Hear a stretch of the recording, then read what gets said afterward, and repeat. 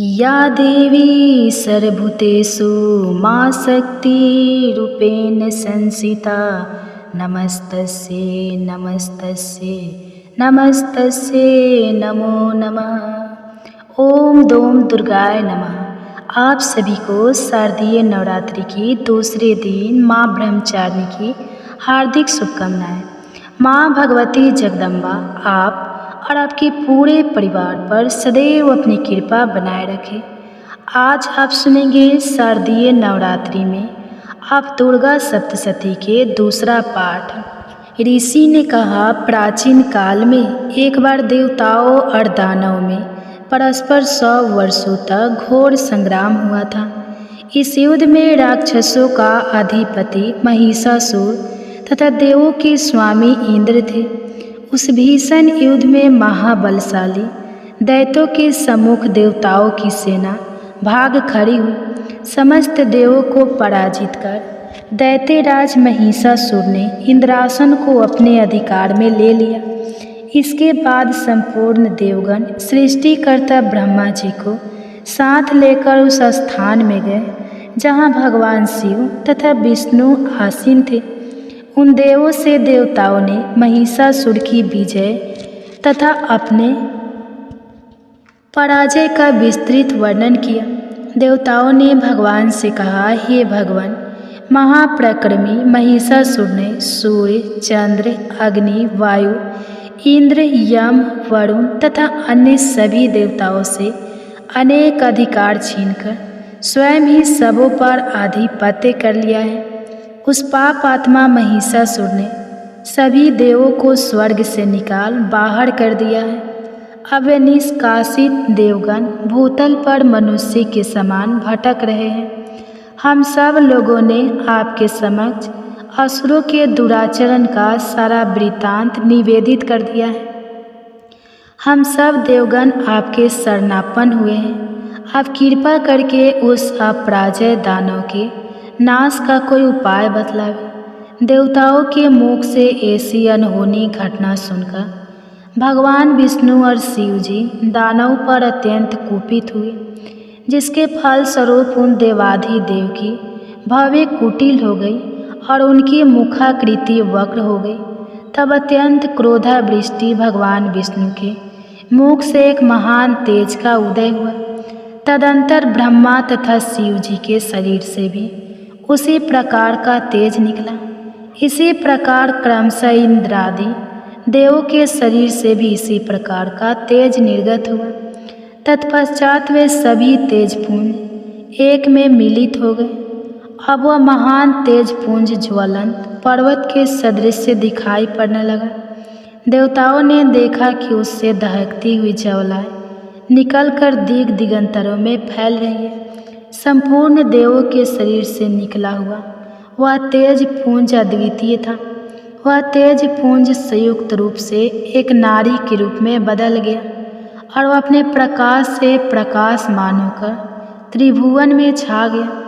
भगवान शिव के शरीर से निर्गत तेज के द्वारा महामाया देवी के मुख की उत्पत्ति हुई। यमराज के तेज द्वारा देवी के सिर के केश उत्पन्न हुए और भगवान विष्णु के तेज से उनकी भुजाओं का निर्माण हुआ। चंद्रमा के तेज से सतन द्वैन, इंद्र के तेज से कटी, वरुण के तेज से जांग एवं पैरों की पिंडली और पृथ्वी के तेज से नितंब निर्मित हुआ। ब्रह्मा के द्वारा दोनों पैर तथा सूर्य से अंगुलियों का प्रकट्य हुआ। अष्टवसुओं के तेज से हस्तांगुलियाँ और कुबेर के तेज से नासिका का निर्माण हुआ। प्रजापति के तेज से तंद पंक्ति तथा अग्नि के तेज से त्रिनेत्रों का प्रादुर्भाव हुआ। संध्या के तेज से दोनों भव्य और वायु के तेज से कान उत्पन्न हुए। इसी प्रकार अन्य सभी देवों के मिलित तेज से देवी के संपूर्ण अवयवों का निर्माण हुआ। समग्र देवों के संयुक्त तेज से प्रकट हुई। उस देवी की मूर्ति देखकर महिषासुर द्वारा शस्त्रंत्र देवगण अत्यंत प्रदुमित हुए। भगवान शिव ने अपने विशिष्ट अस्त्र शूल में से एक शूल देवी को अर्पण किया। भगवान विष्णु ने अपने चक्र की सहायता से नवीन चक्र का निर्माण कर देवी को दिया।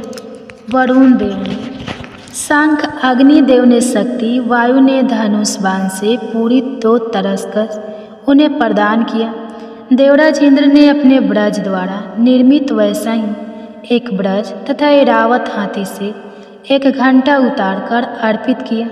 यमराज ने काल दंड से प्रादुर्भूत दंड, वरुण ने पास फंदा, प्रजापति ने शतपिक एक प्रकार की मणि की माला और सृष्टिकर्ता ब्रह्मा जी ने अपना कमंडलू देवी को अर्पित किया। सूर्यदेव ने अपनी संपूर्ण किरणों का तेज देवी के समस्त रोमकूपों में भर दिया। काल ने उन्हें अपनी देदीप्याम तलवार और ढाल दे डाली। क्षीर सागर ने उज्ज्वल हार, कभी मलिन न होने वाले 2 दिव्य वस्त्र, दिव्य चूड़ामणि, 2 कोमंडल, कड़े समुज्वल अर्धचंद्र, भुजाओं में धारण करने का केयूर, बाहुओं में पहनने का एक प्राचीन आभूषण बाजूबंद अर्पित किया। दोनों चरणों में धारण करने के लिए निर्मल निपुर पायजेब, गले की उत्तम हंसुली और सभी अंगुलियों में पहनने के लिए रत्न जड़ित अंगूठियाँ भी प्रदान की। विश्वकर्मा ने देवी को अपना स्वच्छ परशु फारसा दे दिया। इसके साथ ही उन्होंने अनेक प्रकार के अस्त्र और उभेद कवच बख्तर भी दिए। इन सभी अस्त्रों के अतिरिक्त उन्होंने मस्तक और वक्ष पर धारण करने के लिए सदैव हरी भरी बनी रहने वाली कमलों की माला प्रदान की।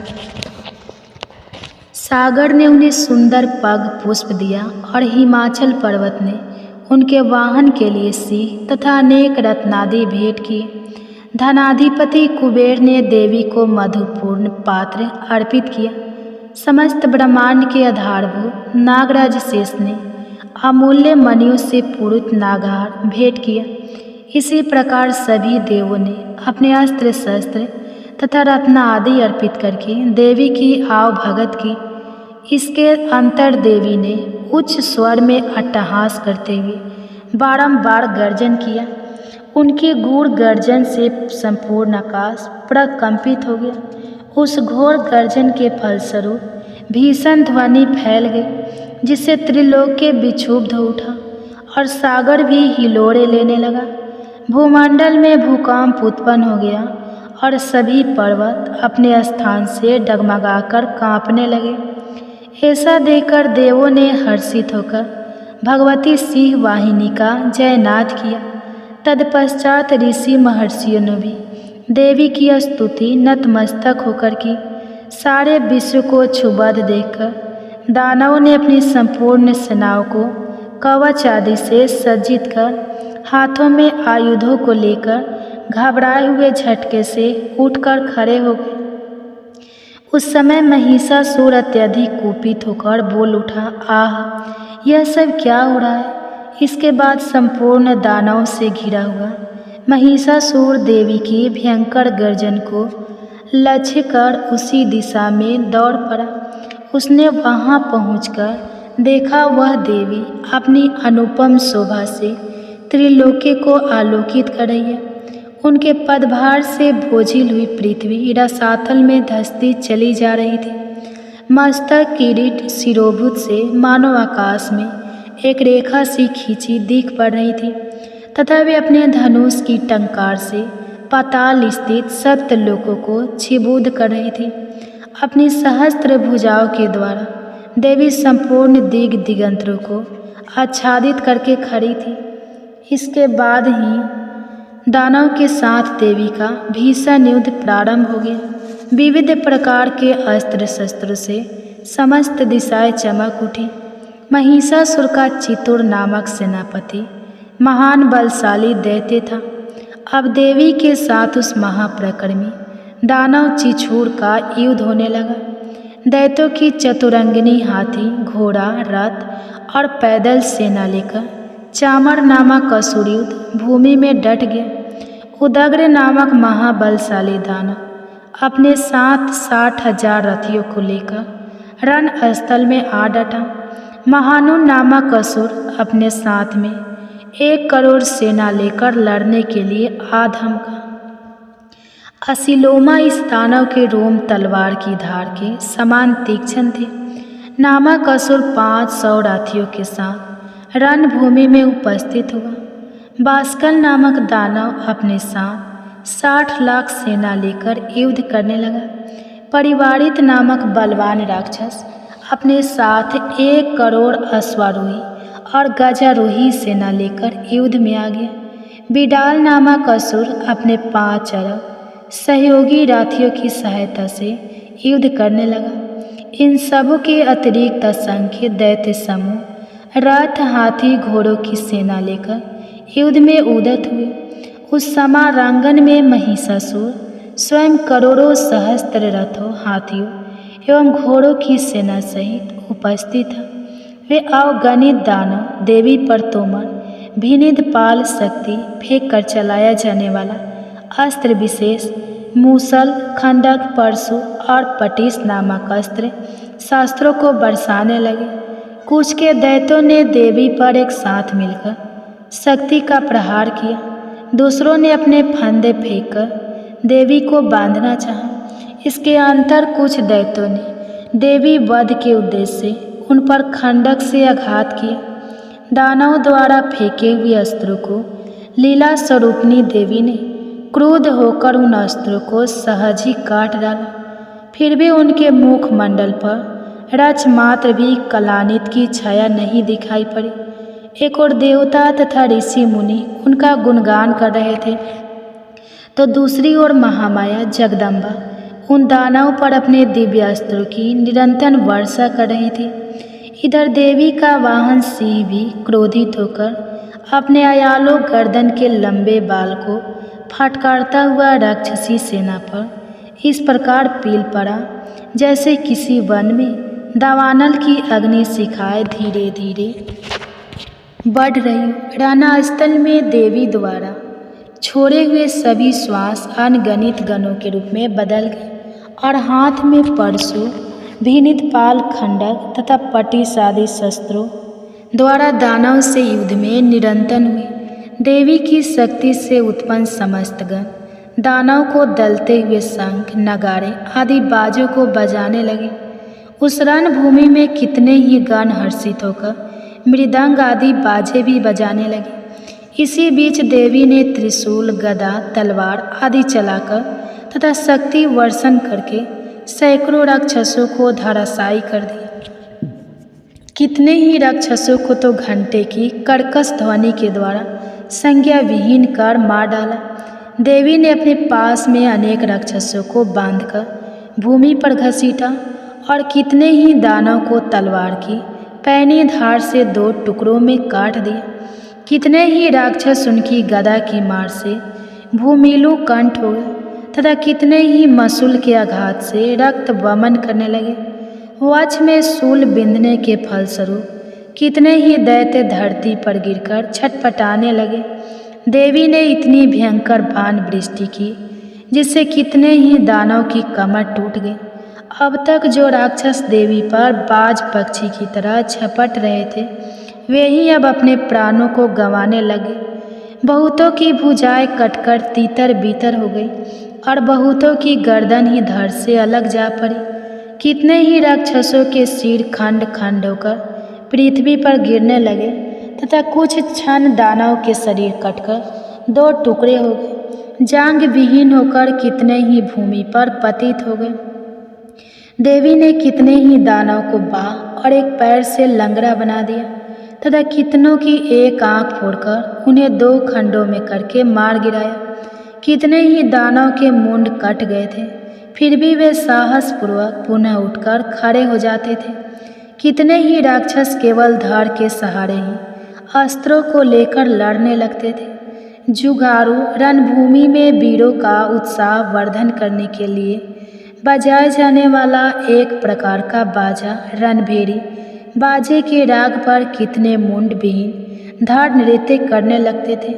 राक्षसों के कटे हुए धड़, हाथों में तलवार, शक्ति, ऋणी नामक हथियार लिए रणस्थल में दौड़ते हुए और कितने ही राक्षस ठहरो ठहरो शब्द करते हुए देवी को युद्ध की चुनौती दे रहे थे। जिस स्थान पर यह भीषण संग्राम हुआ वहाँ की भूमि रथ, हाथी, घोड़े और दानव की लाशों से पट गई थी, जिससे वहाँ गमगमामन का मार्ग अवरुद्ध हो गया था। भारी संख्या में दैत्यों का वध होने से तथा हाथियों और घोड़ों के शरीर से इतना अधिक रक्तपात हुआ कि क्षण मात्र में ही वहाँ की भूमि पर खून की नदियाँ प्रभावित होने लगी। जिस प्रकार तीन समूह और कष्ट राशि को प्रज्वलित अग्नि कुछ ही देर में जलाकर भस्म कर देती है, उसी प्रकार जगदम्बा जगजननी ने भी क्षण भर में ही दानव की उस विशाल सेना का संहार कर डाला। देवी वाहन सिंह भी अपने अयालों को तंद्र गति से फटकारता हुआ घोर गर्जन उत्पन्न कर रहा था। कितने ही दानव के प्राण उस सिंह की गर्जना से मानो निकले जा रहे थे।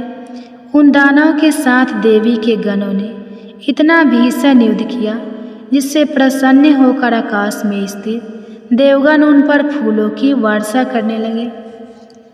इस प्रकार दूसरा अध्याय समाप्त हुआ। तो प्रेम से बोलिए माँ भगवती की जय। अब आप सुनिए तीसरा अध्याय। इसके बाद ऋषि ने कहा, अपनी सेना का विनाश होते देखकर सेनापति चिछुर अत्यंत क्रोध की मुद्रा में देवी से युद्ध के लिए उनके सामने आ खड़ा हुआ। सुमेरु पर्वत पर मेघों की वृष्टि होने के समान वह राक्षस देवी पर बाणों की वर्षा करने लगा। तब देवी ने उस राक्षस के समस्त सरों बाणों को सहज में ही काट गिराया और सारथी सहित उसके रथ और घोड़ों को भी मार डाला। इसके पश्चाताप उस महाबली दैत्य की ध्वजा तथा धनुष को काट दिया। धनुष विहीन उस राक्षस को देवी ने अपनी बाण वर्षा द्वारा विरुद्ध कर दिया। वह राक्षस अपने धनुष तथा रथ के विनाश से व्यथित होकर तलवार और ढाल लेकर देवी पर टूट पड़ा। उसने अपनी तीक्ष्ण तलवार से देवी के वाहन सिंह पर प्रहार किया और साथ ही द्रुत गति शीघ्रता से देवी की बाईं भुजा पर भी। हे राजन, वह तलवार देवी की भुजा का स्पर्श करते ही खंडित होकर गिर पड़ी। अपने सभी बाणों को निष्फल होते देखकर दानव ने अत्यंत कोप करके अपने हाथों में शूल ले लिया। देवी को लक्ष्य करके उस महादानव ने अपने शूल को देवी की ओर फेंका। आकाश से पतित होते हुए सूर्यमंडल के समान वह शूल चमक उठा। अपनी ओर उस शूल को आते देखकर उसके प्रतिरोध के निमित्त देवी ने भी अपने शूल को निक्षेपित किया। देवी के शूल से टकराकर उस दानव का शूल 100 खंडों में टूटकर बिखर गया।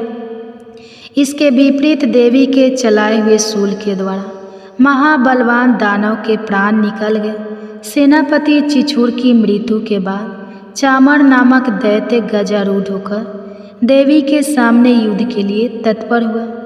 देवी के सामने पहुँचते ही अपनी ओर से उसने शक्ति चलाई, जिसके प्रति उत्तर में देवी ने अपनी हुंकार से ही उस राक्षस को आहत करके भूतल पर गिरा दिया। अपनी शक्ति को चूर्ण होते देखकर चामर बहुत ही क्रोध हुआ। उसने देवी पर शूल का प्रहार किया, परंतु अपने बाणों द्वारा देवी ने उसके शूल को काट दिया। इतने में अवसर देकर देवी के सिंह ने हाथी के मस्तक पर छलांग लगा दिया और दानव के साथ भयंकर युद्ध करने लगा। वे दोनों लड़ते लड़ते हाथी से नीचे उतरे और अत्यंत वेग से परस्पर देवी का सिंह आकाश की ओर प्रबल वेग से उछल पड़ा और भूतल पर पतित होते समय अपने पैने पंजों की मार से चामर दैत्य का सिर काटकर धड़ से अलग कर दिया। इसके अंतर उदग्र नामक दानव प्रस्तर खंडों एवं वृक्षों की चोट से घायल होकर देवी के हाथों मारा गया एवं कराल नामक दानव भी मुक्कों, थप्पड़ों तथा दंतक से घायल होकर अपने प्राण गंवा बैठे। अपनी गदा के प्रहार देवी ने उद्धत नामक राक्षस को यमाला यमपुरी पहुंचा दिया। विनिदपाल नामक हथियार के द्वारा बाष्कल एवं बाणों से ताम्र और अनंत राक्षसों को धराशायी कर दिया। अपने त्रिशूल द्वारा परमेश्वरी ने उग्रास्य उग्रवीर एवं महाहनु नामक दैत्य का वध कर डाला। अपनी तलवार के सहारे देवी ने बिडाल दानव के मस्तक का उच्च छेद कर दिया। अपने प्रखर बाणों द्वारा देवी ने दुधर एवं द्रुमुख नामक दानव का सफाया कर दिया। अपनी सेना का क्षय होते देखकर महिषासुर भैंसे के रूप में देवगणों को त्रस्त करने लगा। कपटवेशी दानव महिषासुर ने कितनों को ही थुथुन की मार से, कितनों को खुरा घात से, कितनों को पूंछ की फटकार से एवं कुछ गणों को अपने नुकीलों सींगों से विदीर्ण कर दिया। कितने ही गणों को प्रबल वेग से, किसी किसी को गंभीर गर्जना के द्वारा, किसी किसी को घुमाकर तथा कितनों को ही अपने प्रक्षेपित वायु के प्रबल झोंकों से भूमि पर सुला दिया। इस प्रकार गणों की सेना को तीतर बीतर कर वह दैत्य देवी वाहन सिंह को मारने के लिए बड़े वेग से झपट पड़ा। उसके इस दुस्साहस कार्य से महामाया को अत्यंत क्रोध उत्पन्न हो गया। उधर महाबलवान महिषासुर क्रोधातुर होकर अपने खूरों से धरती को कुरेदने लगा और बड़े बड़े शिलाखंडों को सींगों से उठाकर फेंकता हुआ गुरु गर्जन करने लगा। उसके द्रुत गति के दौड़ने के कारण पृथ्वी विक्षुब्ध हो उठी, मानो वह फट जाएंगी। उसकी पूंछ की फटकार से सागर पृथ्वी को जलमग्न करने लगा। उसके कंपित सींगों के आघातों से आकाश संचित मेघ समूह तीतर बीतर हो गए। उस राक्षस के श्वास की प्रचंड वायु के कारण सैकड़ों पर्वत उड़ उड़कर आकाश से धरती पर गिरने लगे। उस महाकाय दानव का लक्ष्य अपनी ओर देखकर चंडिका देवी ने उसके हनन के निमित्त उस पर अपना क्रोध प्रकट किया। सर्वप्रथम देवी ने अपना पास फेंककर उस महाबलशाली दानव को बांध लिया। जब उस राक्षस ने अपने को अवैध पाया तो अपने कपट वेश का त्याग कर दिया। इसके अंतर वह राक्षस कपटी सिंह बनकर देवी के सम्मुख आ गया। तब अंबिका ने जय ही उसका मस्तक काटना चाहा, तय ही वह मायावी राक्षस खंडकधारी पुरुष वेश में सामने आ गया। देवी ने महिषासुर को उसी क्षण उसके ढाल तलवार सहित अपनी वाण वृष्टि के द्वारा बेध दिया। अब वह राक्षस कपटी गजराज के रूप में अपनी सूंड की सहायता से देवी के विशाल काय सिंह को अपनी ओर खींचने का विफल प्रयास करने लगा और साथ ही चिघाड़ने लगा। खींचने की कुचेष्टा करते ही देवी ने उसकी सूंड को अपनी तलवार से काट दी। इतना होने के पश्चाताप उस महाशक्तिशाली दानव ने पुनः अपने भैंसे वाले पूर्ण रूप को धारण कर लिया तथा चराचर जीवों समेत संपूर्ण त्रिलोकी को संतपत करने लगा।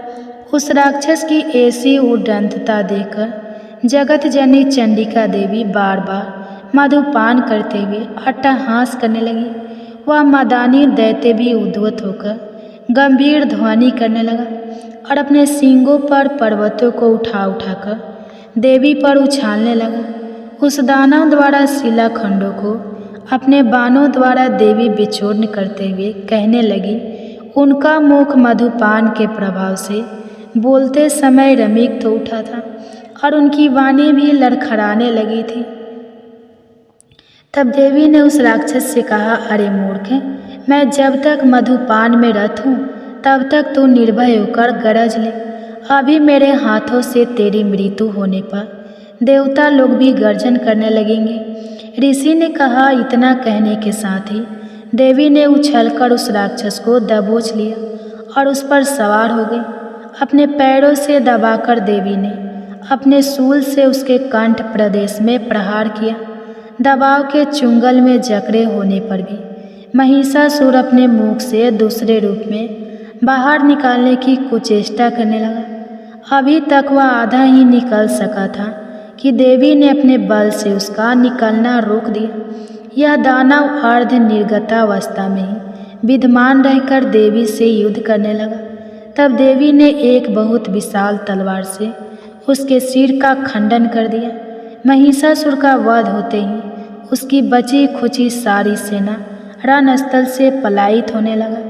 इधर इसकी मृत्यु से संपूर्ण देवगण अत्यंत आघातित हुए। तदंतर देवों ने देवी ऋषियों के साथ सामूहिक रूप से भगवती दुर्गा का स्तवन किया। गंधर्व राज हर्षित होकर गायन करने लगे एवं देवांगनाएं नृत्य करने लगी। इस प्रकार तीसरा अध्याय समाप्त हुआ।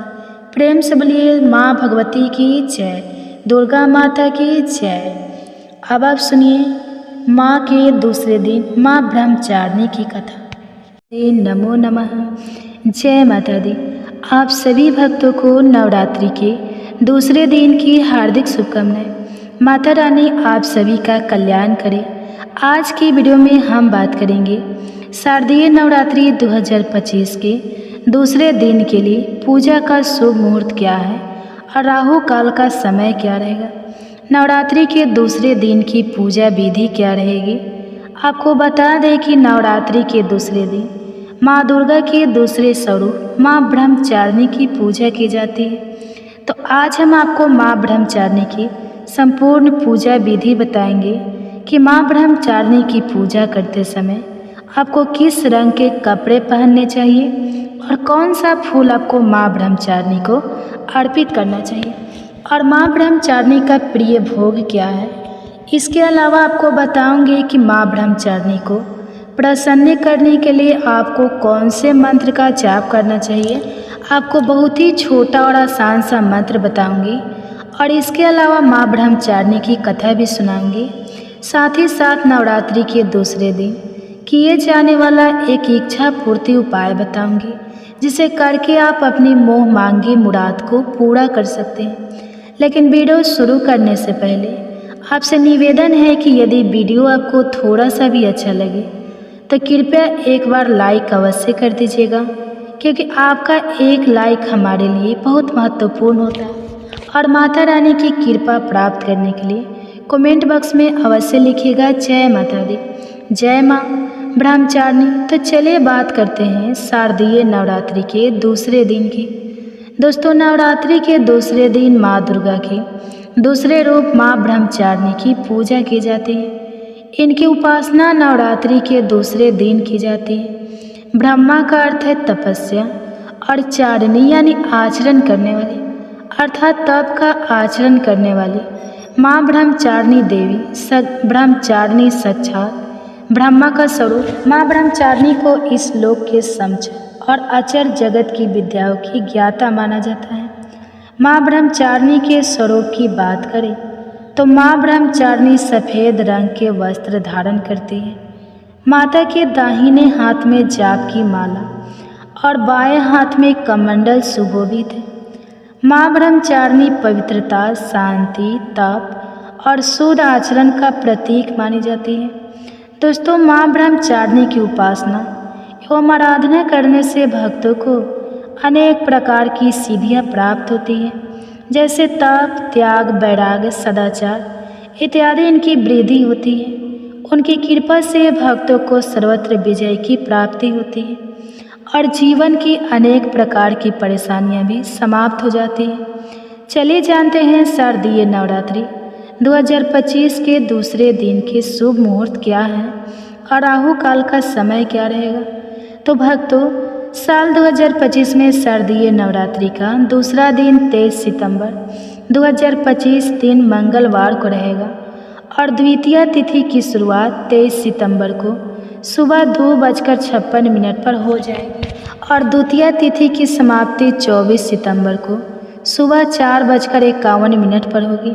बात करें पूजा के शुभ मुहूर्त की, तो सुबह की पूजा का शुभ मुहूर्त सुबह 9:12 से लेकर दोपहर 1:44 तक रहेगा और शाम की पूजा का शुभ मुहूर्त शाम 7:46 से लेकर रात 9:15 तक रहेगा और इस दिन अभिजीत मुहूर्त सुबह 11:49 से लेकर दोपहर 12:37 तक रहेगा और इस दिन सूर्योदय का समय सुबह 6:10 पर रहेगा और सूर्यास्त का समय शाम 6:16 पर रहेगा और इस दिन राहु काल का समय दोपहर 3:15 से लेकर शाम 4:46 तक रहेगा। दोस्तों, राहु काल अशुभ समय होता है। इस दौरान कोई भी शुभ कार्य, पूजा या उपाय ना करें।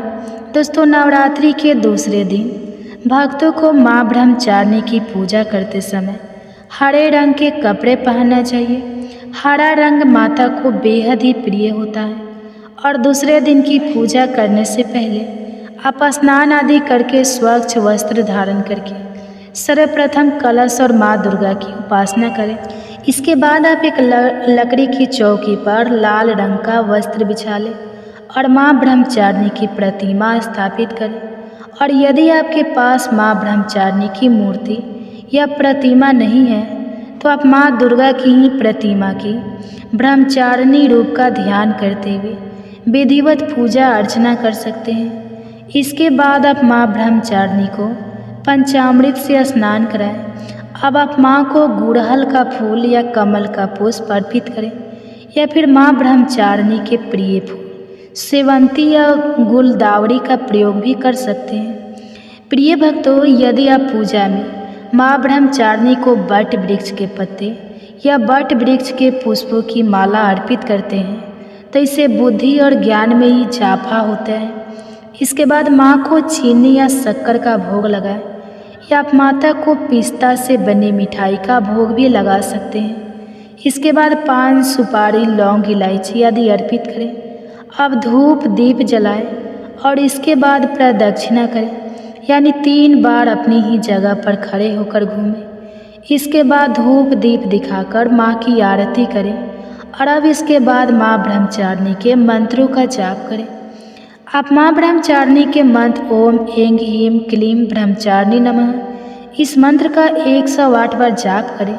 या इसके अलावा आप या देवी सर्वभूतेषु माँ ब्रह्मचारिणी रूपेण संस्थिता नमस्तस्यै नमस्तस्यै नमस्तस्यै नमो नमः इस मंत्र का भी जाप कर सकते हैं। दोस्तों, आप जितनी श्रद्धा और अटूट विश्वास के साथ माँ ब्रह्मचारिणी के मंत्रों का जाप करेंगे तो माँ आपकी मनोकामना शीघ्र पूरा करेंगी। मंत्र उच्चारण करने के बाद आप अपनी मनोकामना माँ ब्रह्मचारिणी के समक्ष जरूर रखें।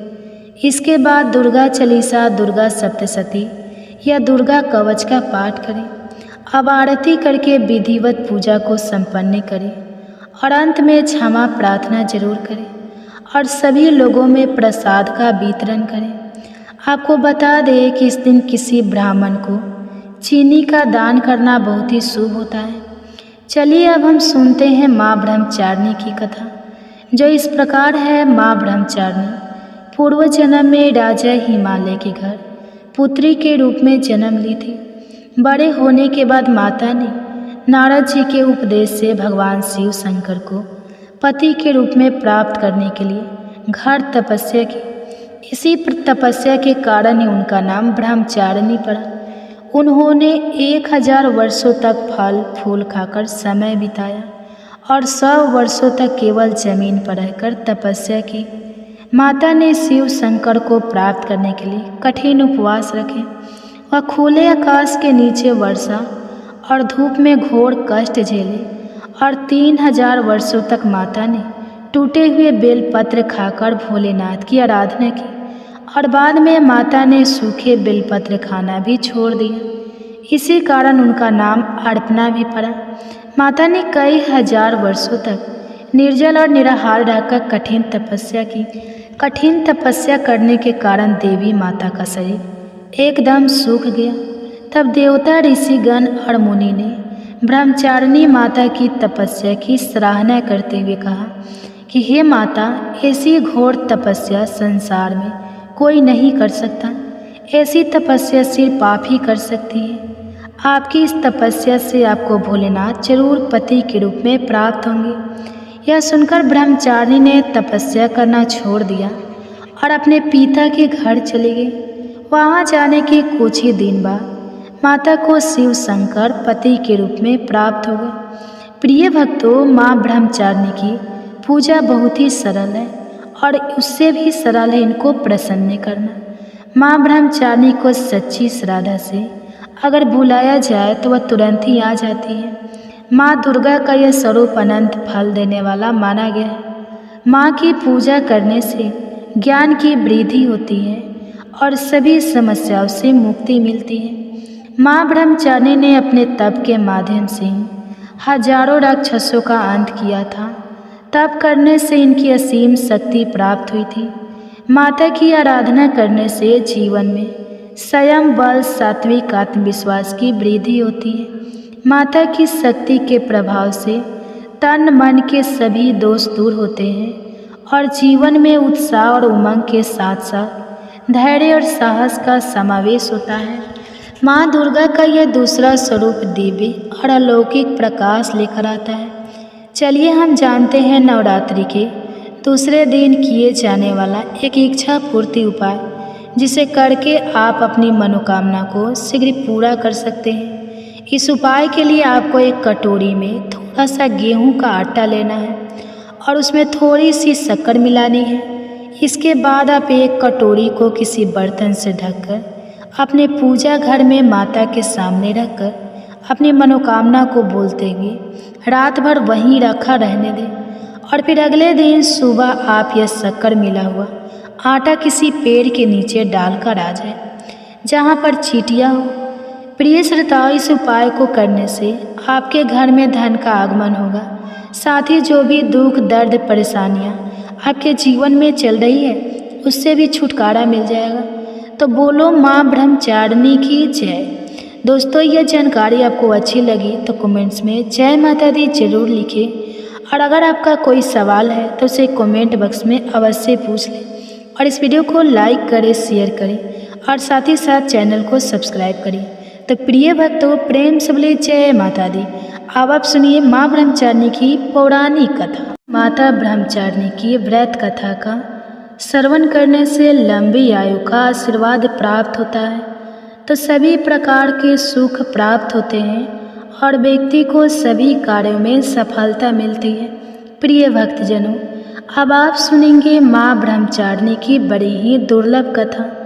आप इस कथा को बड़ी ही श्रद्धा और प्रसन्नचित मन से सुनिए। माँ ब्रह्मचारिणी देवी का स्वरूप पूर्ण ज्योतिर्मय एवं अत्यंत भव्य है।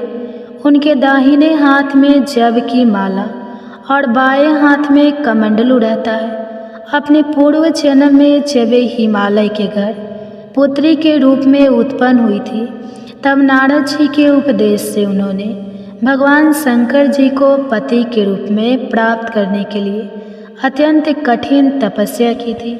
इसी दुष्कर तपस्या के कारण इन्हें तपस्याचारिणी अर्थात ब्रह्मचारिणी नाम से अभिहित किया गया। 1000 वर्ष उन्होंने केवल फल मूल खाकर व्यतीत किए और 100 वर्षों तक केवल शाक पर निर्वाह किया था। कुछ दिनों तक कठिन उपवास रखते हुए देवी ने खुले आकाश के नीचे वर्षा और धूप के भयानक कष्ट सहे। इस कठिन तपस्या के बाद 3000 वर्षों तक केवल जमीन पर टूटकर गिरे हुए बेल पत्रों को खाकर वे भगवान शिव की आराधना करती रही। इसके बाद उन्होंने सूखे बेल पत्रों को भी खाना छोड़ दिया और कई हजार वर्षों तक वे निर्जल और निराहार तपस्या करती रही। पत्तों को भी खाना छोड़ देने के कारण उनका एक नाम अर्पणा भी पड़ गया। कई हजारों वर्षों की इस कठिन तपस्या के कारण ब्रह्मचारिणी देवी का शरीर एकदम क्षीण हो गया। उनकी यह दशा देखकर उनकी माता मैना अत्यंत दुखी हुई और उन्होंने उन्हें इस कठिन तपस्या से विरक्त करने के लिए आवाज़ दी। ओ माँ, तब से देवी ब्रह्मचारिणी का एक नाम उमा भी पड़ गया। उनकी इस तपस्या से तीनों लोकों में हाहाकार मच गया। देवता, ऋषि, सिद्धगण, मुनि सभी देवता ब्रह्मचारिणी की इस तपस्या को अभूतपूर्व पुण्य कृतज्ञ बताते हुए उनकी सराहना करने लगे। अंत में पितामह ब्रह्मा जी ने आकाशवाणी के द्वारा उन्हें संबोधित करते हुए प्रसन्न स्वर में कहा, हे देवी, आज तक किसी ने ऐसी कठोर तपस्या नहीं की जैसी तुमने की है। तुम्हारे इस अलौकिक कृतज्ञ की चारों ओर सराहना हो रही है। तुम्हारी मनोकामना सर्वतोभाविन परिपूर्ण होंगी। भगवान चंद्रमौली शिव जी तुम्हें पति रूप में प्राप्त अवश्य होंगे। अब तुम तपस्या से विरक्त होकर घर लौट जाओ। शीघ्र ही तुम्हारे पिता तुम्हें बुलाने आ रहे हैं। भक्तजनों, माँ ब्रह्मचारिणी की इस कठोर तपस्या को देखते हुए भगवान शिव जी ने कई बार उनकी परीक्षा भी ली। उस परीक्षा में देवी माँ उतरी हुई और इससे प्रसन्न होकर महादेव भगवान भोलेनाथ ने माता ब्रह्मचारिणी को अपनी अर्धांगिनी स्वीकार किया, उन्हें आशीर्वाद दिया तथा उनसे विवाह किया। माँ दुर्गा का यह दूसरा स्वरूप भक्तों और सिद्धों को अत्यंत फल देने वाला है। उनकी उपासना से मनुष्य में तप, त्याग, वैराग्य, सदाचार और संयम जैसे गुणों की वृद्धि होती है। जीवन के कठिन संघर्षों में भी व्यक्ति अपने कर्तव्य से विचलित नहीं होता। माँ ब्रह्मचारिणी ने देवी की कृपा से उसे सर्वत्र सिद्धि और विजय की प्राप्ति होती है। लालसा से मुक्ति के लिए माँ ब्रह्मचारिणी का ध्यान लगाना बहुत ही श्रेष्ठ माना जाता है। दुर्गा पूजा के दूसरे दिन इन्हीं के स्वरूप की उपासना की जाती है और इसी दिन साधक का मन स्वाधिष्ठान चक्र में उपस्थित होता है। इस चक्र में अवस्थित चित्त वाला योगी ब्रह्मचारिणी जी की कृपा और भक्ति सहज ही प्राप्त कर लेता है। तो प्रेम से बोलिए माता ब्रह्मचारिणी की जय। जय हो माँ शारदा, जय माँ भवानी। अपने सभी भक्तों का दुख दूर करो माँ। जय माता दी। ओम नमः शिवाय। प्रिय भक्तजनों, अब आइए अब सुनते हैं माता रानी की दूसरी कथा। एक राजा और एक रानी थी। बहुत दिनों तक उनके कोई संतान नहीं हुई। बहुत जप और तप करने के बाद कई सालों बाद उनको एक संतान की प्राप्ति हुई। उनकी संतान पुत्र रूप में हुई। अब राजा और रानी बहुत खुशी से अपना राजपाट संभालने लगे। कई दिनों तक ऐसे चलता रहा और देखते देखते पुत्र 4-5 साल का हो गया। एक दिन की बात है, रानी दोपहर में बच्चों के साथ सो रही थी और बच्चे की नींद खुल जाती है। वह उठकर बाहर की ओर जाने लगा क्योंकि उसको बाहर जाने नहीं दिया जाता था। तो वह माँ को सोता हुआ देखकर उसके मन में बाहर जाकर अपनी उम्र के बच्चों के साथ खेलने की इच्छा हुई और वह छिपकर बाहर चला गया। वह खेलते खेलते बहुत दूर चला गया और वह किसी दूसरे गांव में जा पहुंचा। इधर जब रानी की नींद खुली तो वह बच्चों को अपने पास ना देखकर बहुत हैरान हुई। फिर बच्चों की खोजबीन शुरू की गई। बहुत प्रयास करने के बाद सफलता हासिल नहीं हुई, अर्थात उनको बच्चा नहीं मिला। अब राजा रानी फिर से दुखी हो गए। अब वह बच्चा उस गांव में गवाले के घर पहुंचा तो गवाले ने उससे पता पूछा कि हे पुत्र, तुम कहाँ से आए हो? तो वह बच्चा अपने बारे में कुछ बता नहीं सका क्योंकि वह बहुत छोटा था, उसको कुछ पता नहीं था। वह केवल बच्चों के साथ खेलते खेलते दूर चला गया था। तो गवाले ने कहा कि जब यह बच्चा अपना नाम नहीं बता रहा है तो इसको अपने पास रख लो। जैसे तुम्हारे 2 बच्चे हैं वैसे ही यह तीसरा रहेगा। अब इधर वह बालक गवालों के बच्चों के साथ घुल मिलकर खेलने लगा और कुछ दिन बीत गए। एक दिन गवाले की नज़र उस बच्चे के हाथ पर पड़ी तो वह देखा कि उसके हाथ में किसी का नाम लिखा हुआ है। तो वह बच्चे से पूछा, पुत्र, यह किसका नाम है? तो उस बच्चे ने कहा, यह हमारे पिताजी का नाम लिखा है। तो गवाले ने कहा कि हम आपके पिताजी का नाम ढूंढते हुए घाट पर चलेंगे। अब देखिए, इधर जब राजा शिकार पर निकल जाते हैं तो रानी रोज अपने बच्चों को इधर उधर ढूंढती है क्योंकि माँ का हृदय था वह दिन भर तड़पती अपने बच्चे की याद में इधर उधर बाग बगीचे में देखती कि कहीं मेरे बच्चों का कोई संदेश आ जाए। रानी यही सोचती कि इतने दिन बाद एक संतान हुई थी तो मैंने लापरवाही में वह भी अपने हाथ से गंवा दी। अब रानी एकदम निराश होकर एक गांव में पहुंची तो वहां उसने देखा कि कुछ औरतें मिलकर देवी माता की पूजा कर रही थी। तो रानी भी वहां जाकर बैठकर पूरी पूजा देखती है और पूजा के दौरान माता रानी की कथा को बहुत मन लगाकर सुनती है। पूजा समाप्त हो जाने के बाद सभी सुहागन रानी को प्रसाद देती है।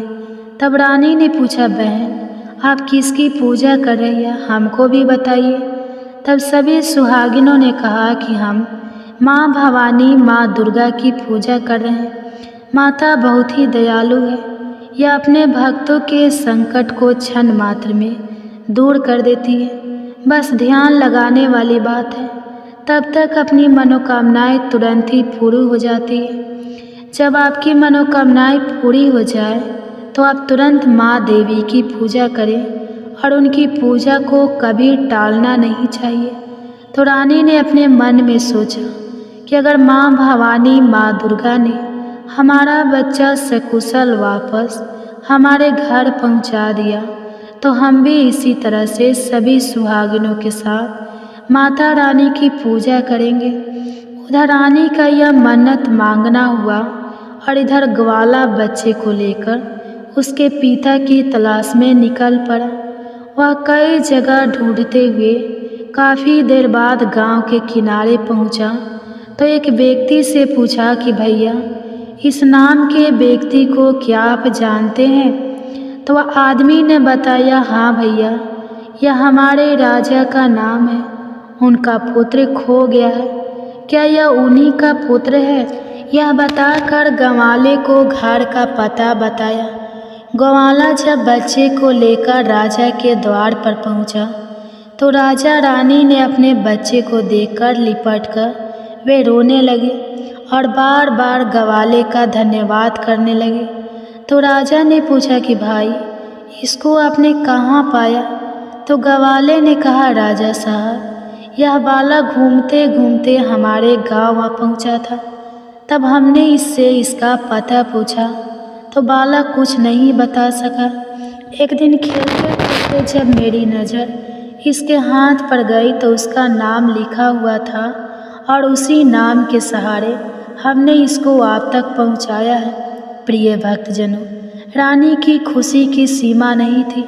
रानी ने राजा से कहा कि ग्वाले को खूब धन दौलत देकर विदा कीजिए, लेकिन ग्वाले ने कुछ भी नहीं लिया और कहा, जितनी खुशी आपको है आपका पुत्र पाकर, उतनी खुशी मुझे भी है कि मैंने आपकी धरोहर को आप तक पहुंचाया है।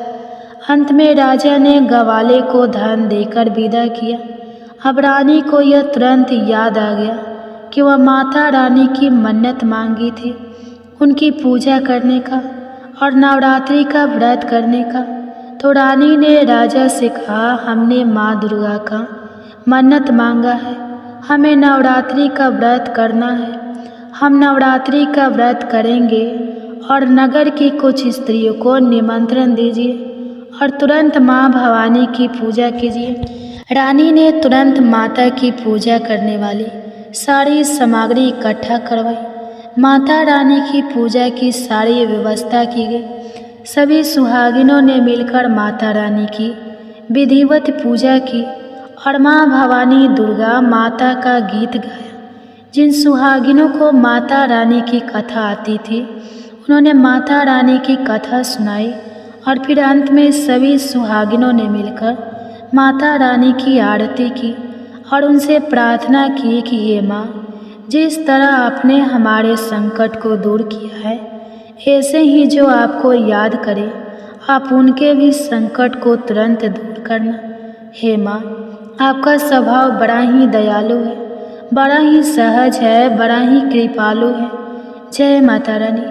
हे माँ भवानी, जिस प्रकार आपने रानी के बच्चों को वापस किया, उसकी गोद भरी, उसके जीवन में खुशियाँ लौटाई, उसी प्रकार सभी माताओं की गोद को भरा रखना, सभी के घर में सुख समृद्धि लाना। जय माँ दुर्गा। ओम नमः शिवाय। प्रिय भक्तजनों, आइए अब सुनते हैं माँ तारा रानी की कथा। एक समय की बात है, माँ भगवती को मानने वालों में से एक राजा स्पर्श भी थे। वह दिन रात उनकी पूजा अर्चना में लीन रहते थे। राजा को किसी चीज़ की कोई कमी नहीं थी, बस उन्हें बच्चों की ख्वाहिश थी। सालों से बच्चा नहीं होने के कारण राजा कुछ निराश रहा करते थे। एक दिन राजा की भक्ति से खुश होकर माँ भगवती ने सपने में आकर उसे 2 बेटी होने का वरदान दिया। आशीर्वाद मिलने की कुछ समय बाद राजा के घर एक बेटी पैदा हुई। बेटी पैदा होने की खुशी में राजा ने सबको दावत दी और बेटी की कुंडली बनवाने के लिए पंडितों को बुलवाया। सबने राजा से एक ही बात कही कि यह साक्षात देवी का रूप है।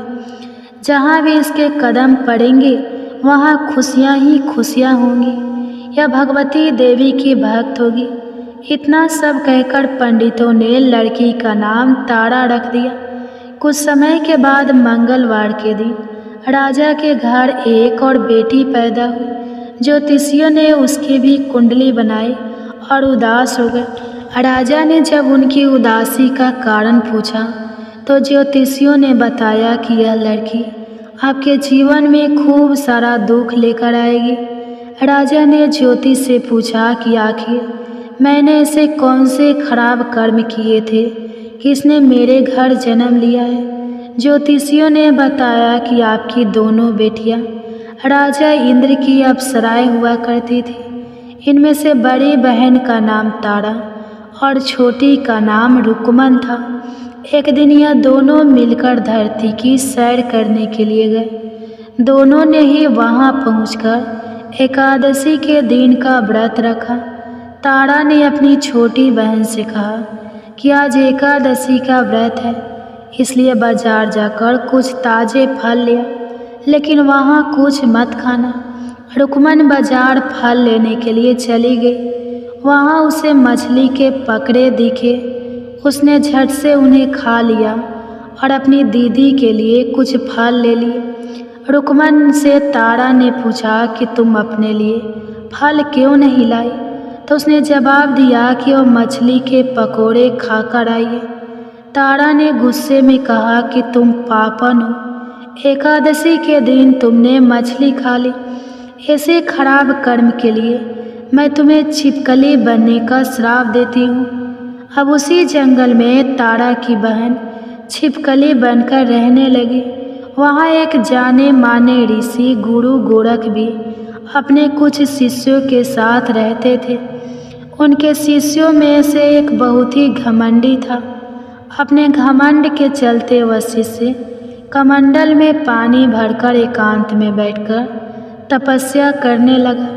तभी एक प्यासी गाय वहां आ गई। उसने सीधे अपना मुंह उस कमंडल में डाला और पानी पी लिया।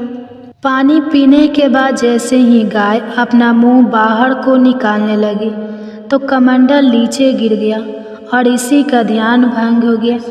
ऋषि ने देखा कि गाय पानी पी गई है। अब गुस्से में ऋषि ने गाय को एक चिमटी से बुरी तरह घायल कर दिया।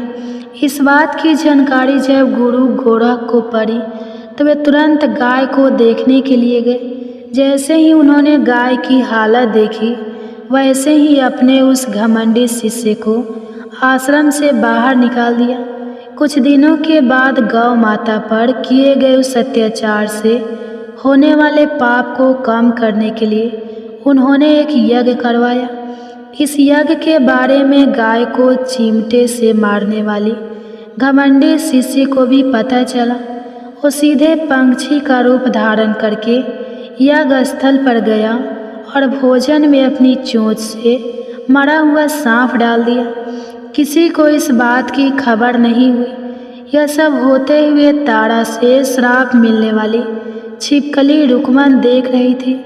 उसके मन में हुआ कि इसे खाकर सारे लोग मर जाएंगे। सबकी जान बचाने के लिए छिपकली बनी रुकमन सभी लोगों के सामने भोजन पर गिर गई। लोगों ने छिपकली को खूब कोसा और बर्तन को खाली करने लगे। उसी वक्त भंडारा करने वालों को खाने में मरा हुआ सांप भी दिखा। तब कहीं जाकर उसको समझ आया कि छिपकली सबकी जान बचाने के लिए जानबूझकर भोजन में गिरी थी। एक छिपकली होने के बावजूद भी इतने अच्छे विचार होने की वजह से यज्ञ में मौजूद सारे महत्वपूर्ण लोगों ने कहा कि हमें इस छिपकली की मुक्ति के लिए प्रार्थना करनी चाहिए। पंडितों ने आगे बताया कि सबकी प्रार्थना सही। वह छिपकली तीसरे जन्म में आप जैसे प्रतापी राजा के घर बेटी के रूप में पैदा हुई है। वही तारा ने दूसरा जन्म तारामती के रूप में लिया और अयोध्या के राजा हरिश्चंद्र से शादी की। इतनी सब बातें कहने के बाद पंडितों ने राजा स्पर्श को रुक्मन को मारने की सलाह दी। इस बात पर राजा बोले, मैं किसी बेटी को कैसे मार सकता हूँ, ऐसा करना पाप होगा। फिर ज्योतिषियों ने कहा कि एक संदूक में सोना चांदी लगवाकर उसके अंदर लड़की को रख देना और संदूक को पानी में बहा देना। उसमें लगा हुआ सोना चांदी देखकर लोग नदी से संदूक जरूर निकालेंगे और लड़की की जान बच जाएगी। राजा ने ज्योतिष के बताए अनुसार वैसा ही किया। नदी में सोना चांदी जरा हुआ संदूक देखकर काशी के पास ही एक भील ने उसे बाहर निकाल लिया। उसके कोई बच्चे नहीं थे, इसलिए उसने संदूक के अंदर की लड़की को पालने का फैसला लिया। उस भील और उसकी पत्नी ने खूब प्यार से उसे पाला और रुको उसका नाम रख दिया। बड़ी होते ही दोनों ने रुको को शादी करवा दी। रुको की सासू माँ तारामती और राजा हरिश्चंद्र के महल में साफ सफाई करने का काम किया करती थी। कुछ दिनों के बाद रुको की सासू माँ बीमार हो गई। उनकी जगह को वहाँ काम करने लगी। तारामती ने उसे देखा और पुराने जन्म के पुण्य के कारण पहचान लिया और उसने कहा कि तुम मेरे साथ बैठ जाओ। तो रुको ने कहा कि मैं तो भील हूँ, इसलिए आपके पास नहीं बैठ सकती। तब तारामती ने उसे बताया कि तुम पूर्व जन्म में मेरी ही बहन थी। तुमने एकादशी के व्रत के दिन मछली खा ली थी और मैंने तुम्हें दंड देते हुए छिपकली बना दिया था। अब तुम्हें दोबारा मनुष्य जन्म मिला है, तो इस जन्म में मैं वैष्णव देवी की पूजा करके माँ की पूजा से तुम्हारी सारी इच्छाएं भी पूरी होंगी। तारामती की इस बात को सुनने के बाद रुको माँ वैष्णव देवी से एक बेटे के लिए प्रार्थना करती है और कहती है कि अगर उसकी मनोकामना पूरी हुई तो वह अपने घर में माँ वैष्णव देवी का पूजन और जागरण कराएंगी। माँ वैष्णव देवी उसकी प्रार्थना सुन लेती है और उसे एक बेटा होता है। पुत्र की प्राप्ति के बाद रुको उसकी देखभाल और लाड़ दुलार में माँ वैष्णव देवी की पूजा करना भूल जाती है। ऐसा होते होते 5 साल बीत गए और फिर एक दिन उस बच्चे को चेचक यानी माता निकल आती है। बच्चे की ऐसी स्थिति देखकर परेशान रुको अपने पिछले जन्म की बहन तारामती के घर जाकर उन्हें इस समस्या के बारे में बताती है। तब तारामती ने पूछा कि तुमने माँ वैष्णव देवी की पूजा अर्चना में कोई गलती तो नहीं की। फिर रुको को याद आता है कि उसने माँ वैष्णव देवी का जागरण कराने का प्रण लिया था। यह बात याद आते ही रुको को काफ़ी पछतावा हुआ और मन में उसने माँ से कहा कि बच्चे के ठीक होते ही वह अपने घर में जागरण कराएंगे। अगले ही दिन उसका बेटा पूरी तरह स्वस्थ हो जाता है। तभी रुको ने माता रानी के मंदिर जाकर पुजारियों से कहा कि मंगलवार के दिन घर में जागरण करवा दीजिए।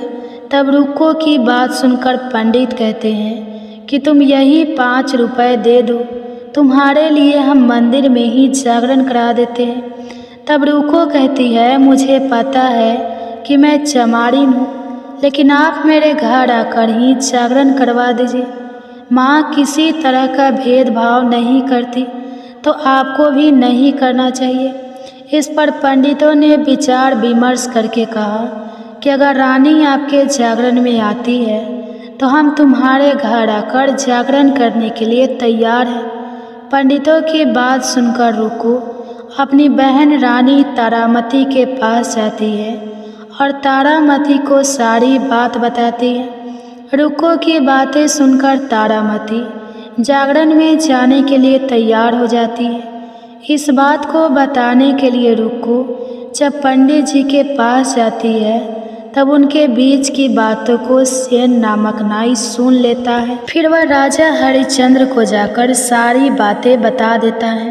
राजा के मन में हुआ कि रानी को नीची जाति वालों के घर जागरण में नहीं जाना चाहिए।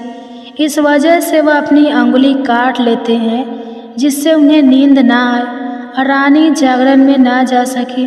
जब जागरण का समय होता है तभी राजा को जागते हुए देखकर रानी मन ही मन माँ वैष्णव देवी से प्रार्थना करती है कि महाराज को नींद आ जाए ताकि मैं जागरण में जा सकूं। रानी की प्रार्थना के कुछ ही देर बाद राजा को नींद आ जाती है। फिर रानी तारामती रोशनदान में रस्सी बांधकर महल से नीचे आकर रुक्को के घर चली जाती है। इसी जल्दबाजी में रास्ते में ही रानी का रेशमी रुमाल और एक पाँव का कंगन गिर जाता है। इधर कुछ वक्त बाद राजा हरिश्चंद्र की नींद टूट जाती है। नींद खुलने पर रानी को अपने पास ना देखकर राजा उसकी तलाश में निकल जाते हैं। रानी को ढूंढते ढूंढते उन्हें रानी का रुमाल और कंगन मिलता है। रानी की चीज़ों को अपने साथ लेकर राजा जागरण स्थल पहुँचते हैं और एक जगह चुपचाप बैठकर जागरण सुनने लगते हैं। माँ वैष्णव देवी के जयकारे के साथ जागरण खत्म होता है और सभी को प्रसाद दिया जाता है। तब रानी अपने हिस्से के प्रसाद को झोली में डाल लेती है। रानी के ऐसा करने पर लोग उनसे पूछते हैं कि वो प्रसाद क्यों नहीं खा रही है। अगर आप प्रसाद का सेवन नहीं करती हैं तो जागरण में आए लोग भी प्रसाद नहीं खाएंगे। तब रानी बोलती है कि वह प्रसाद राजा के लिए था, अब आप मुझे प्रसाद दीजिए। फिर अपने लिए प्रसाद लेकर रानी सबके सामने उसे खा लेती है। रानी को प्रसाद खाते ही जागरण में मौजूद सभी भक्तों ने भी प्रसाद खाया। उसके बाद रानी महल के लिए निकल जाती है। तभी रास्ते में ही राजा उन्हें रोक कर पूछते हैं कि तुमने नीच जाति के घर प्रसाद खाकर खुद को अपवित्र कर लिया है। तुमने मेरे लिए भी प्रसाद रखा है, अब तुम मुझसे मुझे भी अपवित्र करना चाहती हो। अब मैं तुम्हें अपने महल नहीं लेकर जा सकता। यह बोलते हुए जब राजा रानी की झोली को देखता है तब उन्हें प्रसाद की जगह गुलाब, चंपा जैसे अनेक फूल और बच्चे चावल और सुपार वाला कर राजा हरिश्चंद्र को और हैरान कर देती है। फिर रानी बोलती है कि माता के दर्शन करने के लिए बहुत बड़ा त्याग करना पड़ता है। इसके लिए आपको अपने बेटे रोहितास की बलि देनी होगी, तभी माँ दुर्गा आपको साक्षात दर्शन देगी। यह सुनकर राजा के मन में माँ के दर्शन की इच्छा होने लगी, जिसके लिए राजा अपने पुत्र की बलि देते हैं। बलि देने के बाद माँ दुर्गा शेर पर सवार होकर प्रकट होती है। उन्हें देखकर राजा हरिश्चंद्र काफ़ी खुश हो गए और माँ दुर्गा ने तुरंत राजा के बेटे को दोबारा जिंदा कर दिया। इस चमत्कार को देखकर राजा हरिश्चंद्र खुश हो गए और तभी राजा ने माँ की पूरी विधि से पूजा करके उनसे अपनी गलतियों की माफ़ी मांगी। माँ दुर्गा ने भी राजा को खुश रहने का आशीर्वाद दिया और अंतर ध्यान हो गए। तब राजा ने तारा रानी से कहा कि मैं बहुत खुश हूँ कि मुझे पत्नी के रूप में आप मिली है। फिर राजा हरिश्चंद्र, तारा रानी और रुक्मन तीनों अपनी मनुष्य योनि से छुटकारा पाकर देवलोक में चले जाते हैं। प्रेम से बोले माता रानी की जय। जय अम्बे माँ। ओम नमः शिवाय। प्रिय भक्तजनों, उम्मीद करती हूँ आज की यह कथा आपको पसंद आई होगी। अगर आपको यह कथा पसंद आई है तो आप इस वीडियो को लाइक करें, शेयर करें और हमारे चैनल को भी सब्सक्राइब करें और कमेंट्स में जय माता ब्रह्मचारिणी अवश्य लिखिए। आपका जीवन सदा मंगलमय और खुशियों से भरा रहे, इसी कामना के साथ आपसे विदा लेते हैं। मिलते हैं अगली वीडियो में, तब तक के लिए आप सभी को जय माता दी।